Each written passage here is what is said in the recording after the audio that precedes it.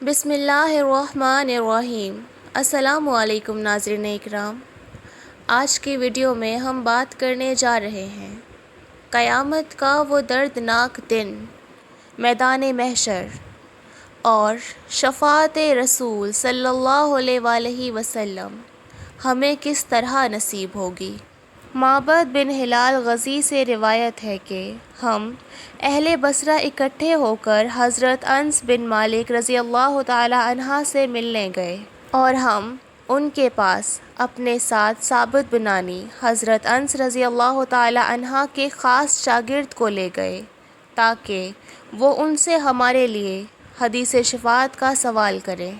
وہ اپنے گھر میں تھے، ہم نے انہیں نماز چاشت پڑھتے ہوئے پایا اور داخل ہونے کی اجازت مانگی تو انہوں نے اجازت دے دی، جبکہ آپ اپنے بچھونے پر بیٹھے تھے۔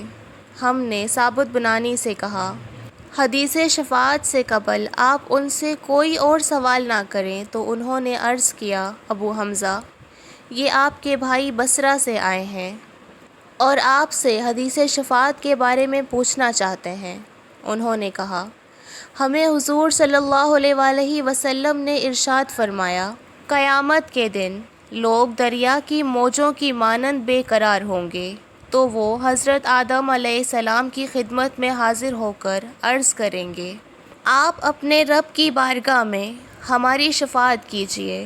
وہ فرمائیں گے، یہ میرا مقام نہیں، تم حضرت ابراہیم علیہ السلام کے پاس جاؤ، کیونکہ وہ اللہ کے خلیل ہیں۔ وہ حضرت ابراہیم علیہ السلام کی خدمت میں حاضر ہو جائیں گے، جس پر وہ فرمائیں گے، یہ میرا منصب نہیں، تم حضرت موسیٰ علیہ السلام کے پاس جاؤ، کیونکہ وہ کلیم اللہ ہیں۔ پس وہ حضرت موسیٰ علیہ السلام کی خدمت میں جائیں گے تو وہ فرمائیں گے، میں اس لائق نہیں، تم حضرت عیسیٰ علیہ السلام کے پاس جاؤ، کیونکہ وہ روح اللہ اور اس کا کلمہ ہے۔ پھر وہ حضرت عیسیٰ علیہ السلام کے پاس جائیں گے تو وہ فرمائیں گے، میں اس شفاعت کے قابل نہیں، تم محمد مصطفیٰ صلی اللہ علیہ وآلہ وسلم کے پاس جاؤ۔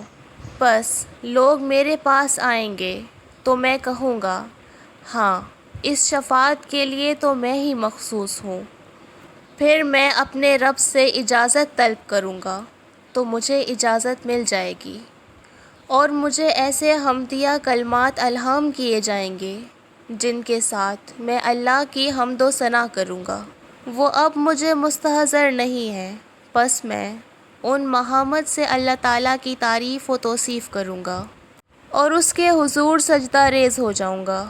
سو مجھ سے کہا جائے گا، اے محمد صلی اللہ علیہ وآلہ وسلم، اپنا سر اٹھائیں، اپنی بات کہیں، آپ کی بات سنی جائے گی، مانگیں، آپ کو عطا کیا جائے گا، اور شفاعت کریں، آپ کی شفاعت قبول کی جائے گی۔ میں عرض کروں گا، اے میرے رب، میری امت، میری امت۔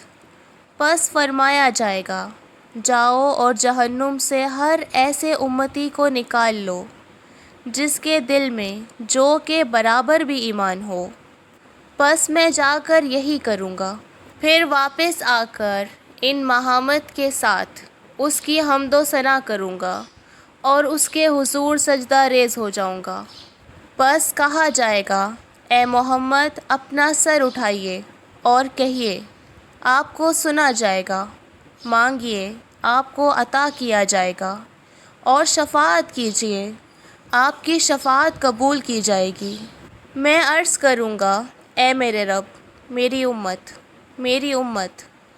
پس فرمایا جائے گا، جاؤ اور جہنم سے اسے بھی نکال لو جس کے دل میں ذرے کے برابر یا رائی کے برابر بھی ایمان ہو۔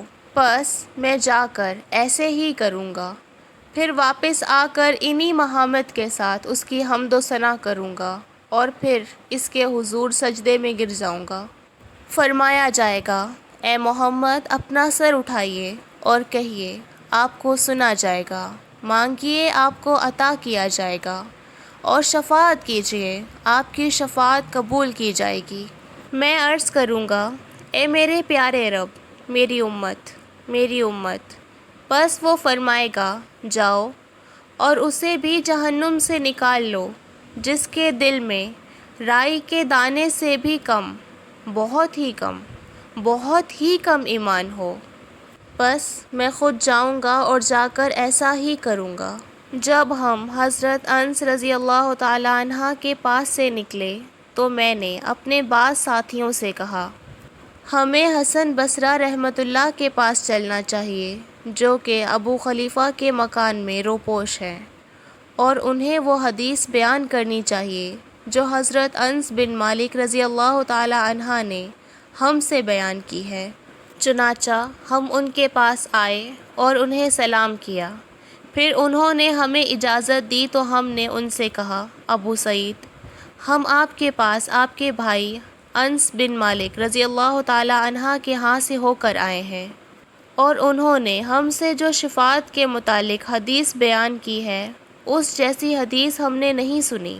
انہوں نے کہا، بیان کرو۔ ہم نے ان سے حدیث بیان کی۔ جب اس مقام تک پہنچے تو انہوں نے کہا، مزید بیان کرو۔ ہم نے ان سے کہا، اس سے زیادہ انہوں نے بیان نہیں کی۔ انہوں نے کہا، حضرت انس رضی اللہ تعالی عنہ آج سے 20 سال قبل جب صحت مند تھے تو انہوں نے مجھ سے یہ حدیث بیان کی تھی۔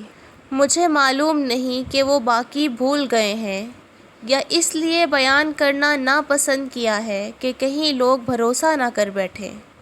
ہم نے کہا، ابو سعید، پھر آپ ہم سے وہ حدیث بیان کیجیے۔ اس پر آپ ہنسے اور فرمایا، انسان جلد باز پیدا کیا گیا ہے۔ میں نے اس کا ذکر ہی اس لیے کیا ہے کہ تم سے بیان کرنا چاہتا ہوں۔ حضرت انس رضی اللہ تعالی عنہ نے مجھ سے اسی طرح حدیث بیان کی جس طرح تم سے بیان کی، مگر اس میں اتنا اضافہ کیا کہ حضور صلی اللہ علیہ وآلہ وسلم نے فرمایا، میں چوتھی دفعہ واپس لوٹوں گا اور اسی طرح اللہ تعالیٰ کی حمد و ثنا کروں گا، پھر اس کے حضور سجدہ ریز ہو جاؤں گا۔ بس فرمایا جائے گا، اے محمد اپنا سر اٹھائیں اور کہیں آپ کو سنا جائے گا، مانگیں آپ کو عطا کیا جائے گا، اور شفاعت کریں آپ کی شفاعت قبول کی جائے گی۔ میں عرض کروں گا، اے میرے پیارے رب، مجھے ان کی شفاعت کرنے کی اجازت بھی دیجیے جنہوں نے لا الہ الا اللہ کہا ہے۔ پس وہ فرمائے گا، مجھے اپنی عزت و جلال اور عظمت و کبریائی کی قسم، میں انہیں ضرور جہنم سے نکالوں گا جنہوں نے لا الہ الا اللہ کہا ہے۔ نبی رحمت صلی اللہ علیہ وآلہ وسلم کو اختیار دیا گیا کہ یا تو آدھی امت کو نجات مل جائے یا پھر حضور صلی اللہ علیہ وآلہ وسلم کو حق کے شفاعت۔ چنانچہ آپ صلی اللہ علیہ وآلہ وسلم نے خود حق کے شفاعت کو اختیار کیا تاکہ سارے ہی مسلمانوں کو محشر کے اس ہولناک دن سہارا اور آسرا مل سکے۔ مجھے اختیار دیا گیا کہ چاہے میں قیامت کے روز شفاعت کا حق اختیار کروں یا میری آدھی امت بغیر حساب کے جنت میں داخل ہو جائے۔ بس میں نے شفاعت کو اختیار کر لیا کیونکہ وہ عام تر اور زیادہ کفایت کرنے والی ہے۔ تمہارے خیال میں وہ پرہیزگاروں کے لیے ہوگی؟ نہیں، بلکہ وہ گناہ گاروں، خطا کاروں اور گناہوں سے آلودہ لوگوں کے لیے ہے۔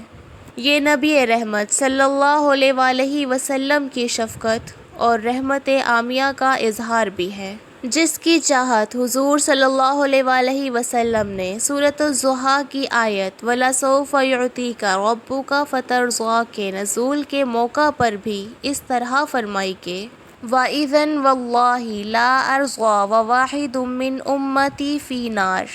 ترجمہ، پھر تو میں اس وقت تک راضی نہیں ہوں گا جب تک میرا ایک بھی امتی جہنم میں ہوگا۔